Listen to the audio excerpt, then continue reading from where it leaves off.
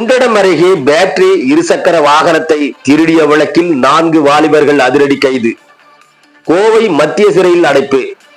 4 நாட்களில் குற்றவாளிகளை கைது செய்த காவலர்களுக்கு காவல் கண்காணிப்பாளர் பாராட்டு.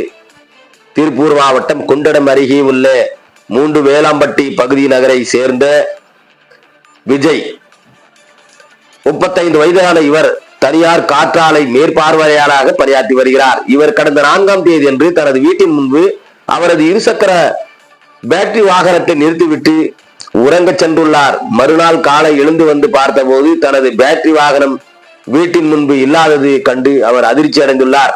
இது குறித்து விஜய் குண்டடம் காவல் நிலையத்தில் புகார் அளித்தார். அவரது புகாரின் பெயரில் விசாரணை மேற்கொண்ட காவல்துறையினர் அப்பகுதியில் உள்ள சிசிடிவி கேமராக்கள் மூலமாக கண்காணித்து தீவிரமாக குற்றவாளிகளை தேடி வந்தனர்.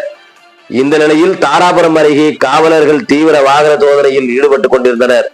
அப்போது அங்கு இருசக்கர வாகனங்களில் வந்த 4 பேரை பிடித்து விசாரணை நடத்தினர். அதில் அவர்கள் முன்னுக்கும் பின்னுமாக முரணாக பேசியதால் சந்தேகமடைந்த காவலர்கள் அவர்களை குண்டடம் காவல் நிலையம் அழைத்துச் சென்று விசாரணை நடத்தினர்.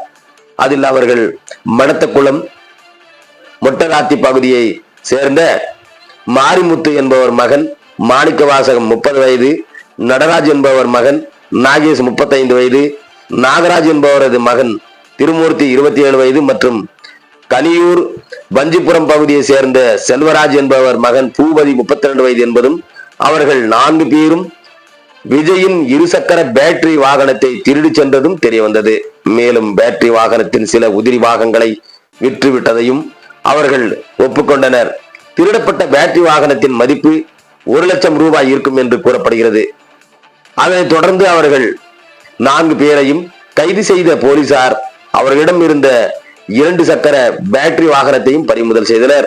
பின்னர் அவர்களை அழைத்து சென்று தாராபுரம் குற்றவியல் நீதிபதி முன்பு ஆஜர்படுத்தி அவரது உத்தரவின் பெயரில் மாணிக்க வாசகம், நாகேஷ், திருமூர்த்தி, பூபதி ஆகிய 4 பேரையும் கொண்டு சென்று கோவையில் உள்ள சிறையில் அடைத்தனர். திருட்டு சம்பவம் நடைபெற்ற 4 நாட்களில் குற்றவாளிகளை கைது செய்த குண்டடம் காவல்துறையினரை அப்பகுதி மக்கள் மற்றும் காவல் கண்காணிப்பாளர் பெரிதும் பாராட்டி வருகின்றனர் என்பது குறிப்பிடத்தக்கது. திருப்பூர் மாவட்டத்தின் செய்தியாளர் சாய் கிருபாகரன்.